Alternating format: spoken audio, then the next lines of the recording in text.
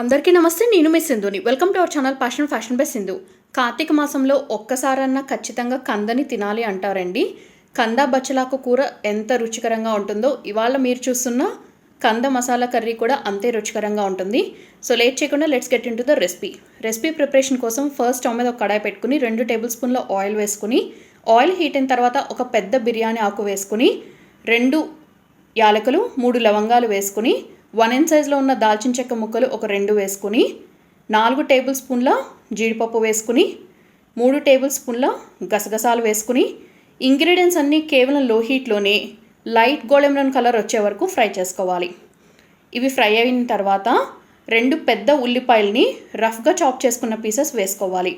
ఉల్లిపాయలు మనకి లైట్గా మగ్గితే సరిపోతుంది, డార్క్ గోల్డెన్ బ్రౌన్ కలర్ రావాల్సిన అవసరం లేదు. కంద బచ్చలాకు కర్రీ ఎలా ప్రిపేర్ చేయాలనేది ఛానల్లో ఆల్రెడీ వీడియో ఉంది. దాని తాలూకా లింక్ పైన ఐకార్డ్లో ప్రొవైడ్ చేస్తాను, కుదిరితే ఆ రెసిపీస్ ఒకసారి చెక్ చేయండి. ఉల్లిపాయలు లైట్గా మగ్గిన తర్వాత 2 పెద్ద టొమాటోల్ని రఫ్గా చాప్ చేసుకున్న ముక్కలు కూడా వేసుకుని, కడాయికి సరిపడా లిడ్ పెట్టేసి టొమాటోస్ లైట్గా గుజ్జుగా టర్న్ అయ్యే వరకు కుక్ చేసుకుంటే సరిపోతుంది. మనకి టొమాటోస్ ఆనియన్స్ 2 కూడా ఓవర్గా కుక్ అవ్వకూడదు, ఈ విషయం గుర్తుంచుకోండి. కందని కట్ చేసేటప్పుడు చాలామందికి చేతికి దురద లాంటిది వస్తూ ఉంటుందండి. అలా ఇచ్చింగ్ ఇరిటేషన్ ఫీల్ అయ్యే వాళ్ళు చేతులకి అంటే అరచేతులకి ఆయిల్ అప్లై చేసుకుని కందని కట్ చేసుకోవచ్చు. కంద ఉడకటం అనేది బంగాళదుంప, చామదుంప ఇట్లాంటి వాటితో కంపేర్ చేస్తే చాలా ఫాస్ట్గా ఉడికిపోతుంది. సో వీడియో క్లిప్లో మీరు చూస్తున్నట్టు ఆనియన్స్ అండ్ టొమాటోస్ ఇలా లైట్గా కుక్ అయిపోయిన తర్వాత ఫ్లేమ్ టర్న్ ఆఫ్ చేసి కంప్లీట్గా చల్లారిపోయిన తర్వాత మాత్రమే ఒక మిక్సీ జార్లోకి యాడ్ చేసుకోండి. తర్వాత 4 టేబుల్ స్పూన్ల రఫ్గా చాప్ చేసుకున్న ఫ్రెష్ కొబ్బరి ముక్కలు వేసుకోండి. ఈ ఇంగ్రీడియంట్స్ అన్నీ వాటర్ అనేది అస్సలు యూజ్ చేయకుండా స్మూత్ ఫైన్ పేస్ట్ లాగా గ్రైండ్ చేసుకుని పక్కన పెట్టుకోవాలి. ఈ సీజన్లో మాత్రమే దొరికే నేతి బీరకాయతో ఒక చట్నీ రెసిపీ ఆల్రెడీ ప్రిపేర్ చేశానండి. అది కూడా కార్తీక మాసం స్పెషల్ రెసిపీ నేతి బీరకాయ చట్నీ అనేది. ఆ రెసిపీ తాలూకా లింక్ పైన ఐకార్డ్లో ప్రొవైడ్ చేస్తాను, కుదిరితే ఆ రెసిపీ ఒకసారి చెక్ చేయండి.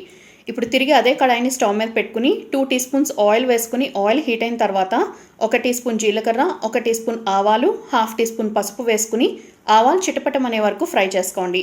తర్వాత ఇందులోకి ఒక పెద్ద ఉల్లిపాయని రఫ్గా చాప్ చేసుకున్న ముక్కలు వేసుకోవాలి.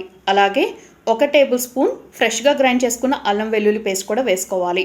అల్లం వెల్లుల్లి పేస్ట్ నుంచి పచ్చివాసన పోయే వరకు లో హీట్లోనే కుక్ చేసుకోవాలి. యూజువల్లీ కందతో ఎక్కువగా ఆప్షన్స్ అనేవి ఉండవని అనుకుంటారండి. అంటే లైక్ ముద్దపప్పు, కంద పులుసు అనేది ఎవర్ గ్రీన్ కాంబినేషన్. అలాగే కంద బచ్చలాకు కూడా కార్తీక మాసంలో ప్రిపేర్ చేస్తుంటారు. బట్ ఆ 2 రెసిపీస్కి చాలా యూనిక్ ఫ్లేవర్తో ఉండే విధంగా ఇవాళ నేను ఈ మసాలా కర్రీ మీకు చూపిస్తున్నాను. సో తిన్న ప్రతి ఒక్కరు తప్పకుండా ఎంజాయ్ చేస్తారు, తప్పకుండా ట్రై చేయండి. ఇప్పుడు ఇందులోకి ఒక రెమ్మ కరివేపాకు, పొడుగ్గా చీల్చుకున్న పచ్చిమిర్చి ముక్కలు కూడా వేసుకోవాలి. ఉల్లిపాయలు మనకి లైట్గా మగ్గితే సరిపోతుంది, గోల్డెన్ బ్రౌన్ కలర్ అవ్వాల్సిన అవసరం లేదు. ఉల్లిపాయలు సాఫ్ట్గా కుక్ అయ్యి అల్లం వెల్లుల్లి పేస్ట్ నుంచి పచ్చివాసన పోయిన తర్వాత ఇందాక గ్రైండ్ చేసి ఉంచుకున్న మసాలా పేస్ట్ని వేసేసి, రుచికి సరిపడా సాల్ట్ కూడా ఈ స్టేజ్లో యాడ్ చేసేసి, కారం కూడా మీరు తినే ఘాటుకు సరిపడా వేసుకోండి. ఎందుకంటే మనం మసాలా స్పైసెస్ వేసాము, గ్రీన్ చిల్లీస్ వేసాము అండ్ లాస్ట్లో గరం మసాలా పౌడర్ కూడా యూజ్ చేస్తాము. సో వీటినన్నిటిని దృష్టిలో పెట్టుకుని కారం అనేది ఈ స్టేజ్లో యాడ్ చేసేసుకోవచ్చు. నేను కర్రీ అనేది బ్రైట్ కలర్లో కనిపించడం కోసం, అట్రాక్టివ్గా ఉండటం కోసం నేను కాశ్మీరీ చిల్లీ పౌడర్ అనేది యూజ్ చేశాను. అది అందుబాటులో లేకపోతే మీరు ఇంట్లో రెగ్యులర్గా కూరల్లో వాడుకునే కారమే యూజ్ చేసుకోవచ్చు. సో ఉప్పు, కారం వేసి ఈ మసాలా పేస్ట్ని, ఆనియన్స్ని బాగా మిక్స్ చేసుకున్న తర్వాత ఫ్లేమ్ని లో హీట్లోనే ఉంచుకుని లిడ్ పెట్టేసి 2 to 3 మినిట్స్ పాటు కుక్ చేసుకోండి. దానివల్ల మనం వేసిన మసాలా పేస్ట్ అంతా కూడా ఉప్పు, కారంతో బాగా బ్లెండ్ అయ్యి గ్రేవీ అనేది చాలా మంచి టేస్ట్ అండ్ అరోమా అనేది వస్తుంది. తర్వాత మీరు గ్రేవీ ఏ కన్సిస్టెన్సీలో తినడానికి ఇష్టపడతారో దానికి తగినట్టుగా వాటర్ అనేది యాడ్ చేసుకోండి. నేను ఈ మసాలా పేస్ట్ని గ్రైండ్ చేసుకున్న మిక్సీ జార్లోకే ఒక 2 గ్లాసెస్ వరకు వాటర్ అనేది యాడ్ చేసి, ఆ మిక్సీ జార్కి ఉన్న ఏ బ్లేడ్స్కి ఏదైతే పేస్ట్ అనేది ఉంటుందో అదంతా కూడా తొలిపేసుకుని కడాయిలోకి యాడ్ చేసేసాను. సో గ్రేవీ అనేది మీ ఇష్టానికి తగినట్టుగా యాడ్ చేసుకోండి.